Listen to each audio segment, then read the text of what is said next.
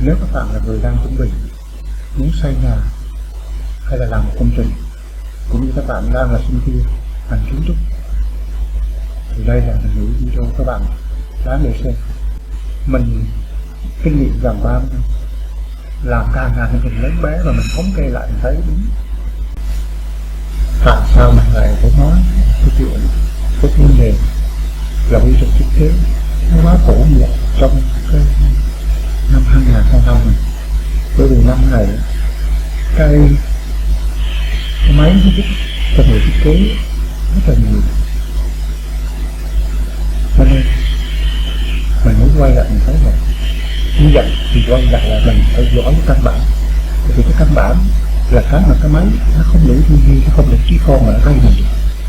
Mà cái căn bản là cái quy trình thiết kế mình làm từ lúc mình còn ở trường đến giờ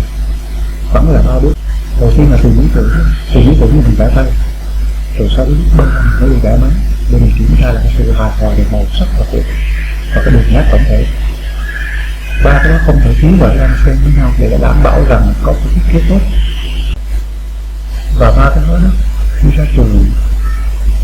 chúng ta tự biết là mình cần phải học thêm, trang bị thêm về kiến thức, về phương Đông, về đạo học, về dịch học, về số học phương Đông. Thì cả ba cái đó nó cần được bao trùm bởi cái lý luận cũng cái đạo phương Đông nó phải bao trùm thì mình mới có thể làm được một cái thiết kế tốt được, bền vững được theo cái kiến trúc của những người nước ngoài, theo kiến trúc của phương Tây 100 năm. Đừng có nói phương Tây là không nha, bởi vì người kiến trúc sư trưởng ở đó họ nếu họ là có một đống chữ, trong đó chắc chắn sẽ có rất là nhiều chuyên gia phong thủy giỏi, người Hồng Kông, người Singapore, cho nên mình chắc chắn đây là cái kiến thức mà bạn cần phải trang bị thêm sau khi bạn lại xem hết cái video này. Các bạn có biết vì sao mình sẽ học kiến trúc mà được tới 7 năm và học mãi mãi, khi nào muốn cũng có thể bảo vệ được tốt nghiệp. Và thang điểm ngày xưa nó chỉ cho 5 điểm không. Trong cái ngành kiến trúc thì có 3 yếu tố. Nó bao gồm là ý tưởng là cái mình học ở trường, đúng không, các thầy dạy, và các cái môn khác nó phụ trợ vào đó để mình có thể thực hiện cái ý tưởng đó với cái mặt bằng, với cái mặt đứng, với mặt cách. Thì ý tưởng rồi tới vật liệu thì mình ra trường mình mới làm được. Và cái yếu tố thứ ba là con người là bao gồm chuyên viên nghệ nhân, mình phải hiểu được cái văn hóa con người, cái văn hóa địa phương nữa. Cho nên đặt ra cho điểm 3 thôi, nhưng mà vì còn hai cái kia thì thôi cho mỗi cái lại một điểm đi, cho tạo một điểm đi, cho thành điểm 5. Cho nên mình làm kiến trúc đó, cũng như khi mình muốn sử dụng căn nhà cho tốt, thì khi các bạn học những năm cuối đó, mình học là cơ sở hóa Việt Nam, lịch sử kiến trúc Việt Nam, lịch sử kiến trúc thế giới này, rồi hành trình về phương Đông, chúng ta có biết là những cái môn đó nó giúp cho chúng ta có được những cái cơ sở lý luận, hay gọi là những cái triết học đạo của phương Đông về lý số, về kinh dịch, về con người. Ba cái đó chúng ta phải áp vào phải được. Mình kinh nghiệm gần 30 năm làm cả ngàn công trình lớn bé, và mình thống kê lại mình thấy đúng mình sử dụng những cái lý luận về kinh dịch mình áp dụng vô nhà thì đa số nhà nó sẽ tốt, cái khí thiên địa thổ thiên nó tốt, và mình làm nó bưng cái mặt bằng mà nó giữ được cái nội khí, thì cái người chủ đó họ sẽ phát triển được, và từng thành viên gia đình đều tốt, nó không gặp những cái tai họa bất ngờ, không bị ngã ngựa.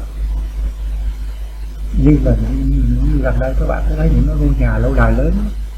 còn những ngôi nhà của những nghệ sĩ lớn xây lên khá là vậy, là bởi vì dần dần chúng ta quên đi mất cái đó. Hiện tại thì đó không còn tin nữa, nhưng mà thật ra mình là người Phương Đông, mình biết cái đó là mấu chốt, mình biết được cái đó là hài hòa được có thiên địa, thì mình ứng dụng được, là đương nhiên dù sao thì nữa mình vẫn giữ được cái thành quả của mình, và từ đó mình phát huy được, chứ mình không gặp những cái tai họa bất ngờ. các bạn thử xem cái hình nhà này, lại thấy là còn nhiều cái để mà chúng ta tiếp tục suy nghĩ, chúng ta nghiên cứu làm sao để tạo ra những căn nhà đẹp, những căn nhà đúng của người Việt Nam, thì cái kiến trúc Việt Nam nó mới bền vững được. Tại sao người châu Âu, người Mỹ họ có những cái thiết kế rất là tốt, đừng có nói là không có chuyên phong thủy nha, thật ra những kiến trúc đó họ đã có những chuyên gia phong thủy, mời những người phong thủy, họ đã mời những chuyên gia về phong thủy, họ đã xem qua, họ cũng đã tư vấn rồi, nó mới có những mẫu nhà đó.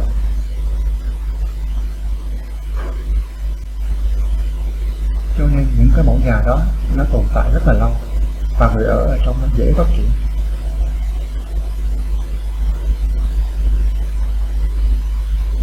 Các bạn cứ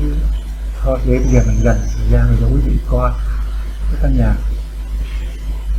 Đây là cái ví dụ nhỏ một căn nhà để chiếm hết cho người sống đấy, cân nhắc từng chút chi ly từng chút từng cái vị trí một, bếp vệ sinh ở đâu, phòng ngủ ở đâu, cầu thang ở đâu, cái sảnh ở đâu, để đảm bảo cái dòng khí của nó. Thì các bạn cứ xem và các bạn rút ra cái điều gì. Và cuối cùng là về kiến trúc, đừng có nên xây một cái gì nó quá tốn kém. Đó là kiến trúc theo kiểu lâu đài,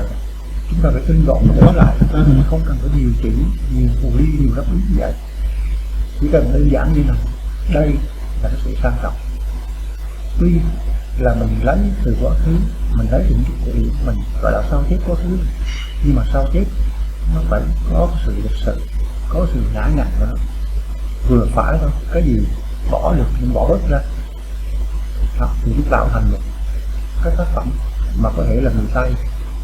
người nước ngoài họ nhìn qua họ sẽ thấy đó, người Việt Nam là ông Việt Nam, cũng là người cũng có trình độ,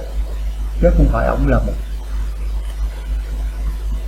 người đi sao tiếp tranh, một người phải vẽ đi sao tiếp tranh, đúng không? Coi đến đây thì hy vọng là các bạn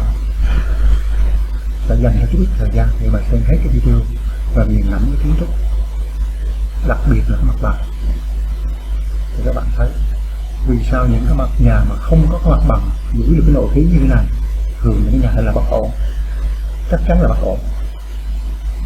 Và bạn như thế nào, khi bạn sắp xây nhà và bạn là suy nghĩ kiến trúc,